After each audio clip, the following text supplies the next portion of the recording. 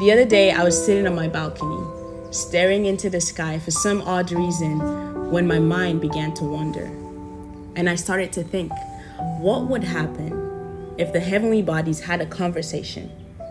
And the sun said to the rest, I don't think I have it in me to shine one more day. The sun shares its discontentment about why it has to be the only one bearing all the heat while the moon and the stars come out in the cool of the night. Or how it just doesn't feel like it sometimes. Imagine the sun deciding no longer to shine. I stopped my mind from wandering and allowed myself to sit and think about this question. What would happen? And all roads seemed to lead to chaos, disunity, disorder, out of place. It would be darkness forevermore. And we would all hate to live that way, right? Hate to live in a world where we never get to see the light. Because the thing that was created for that very purpose chooses not to walk in purpose. Why then do we choose to live that way anyway?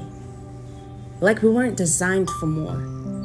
Like we weren't made strong enough to bear the heat. See, when God created day and night, it wasn't for nothing. It was to separate light from darkness. So if the sun chooses no longer to bring forth its rays, how then would light be set apart?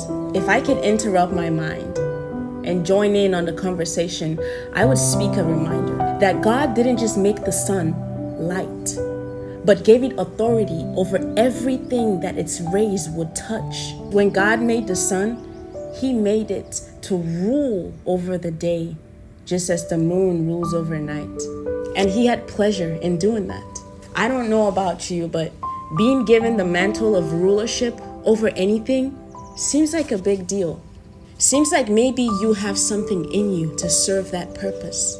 Perhaps you have a piece of light within you, specially crafted into your blueprint for its own separate and significant purpose. In fact, Jesus speaks of you in the Word, that you are the light of the world. You weren't made to be hidden. Your existence is not for nothing. He designed you with so much more than just you in mind. He designed you for everything that your light would touch, for as long as you have the strength to shine. So how could I be anything other than what He created me to be?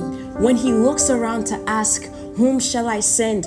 How could I respond with anything other than here I am?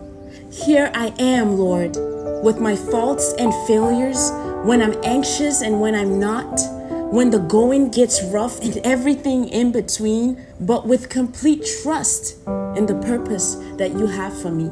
Far be it from me to not acknowledge, to not believe that in everything, through thick and thin, that I see Your hand on it, piecing it all back together to the perfection that You have called it, the perfection that You see, with the blood of Jesus veiled over my sins. You see me and You see good enough for everything that You have in store, according to Your design, according to Your image. So let Your light shine before the world in all the ways that You can, as bright as Your faith will let you, and in every place that Your feet will take you. Let God's handiwork show forth in your life, and let Him get the glory.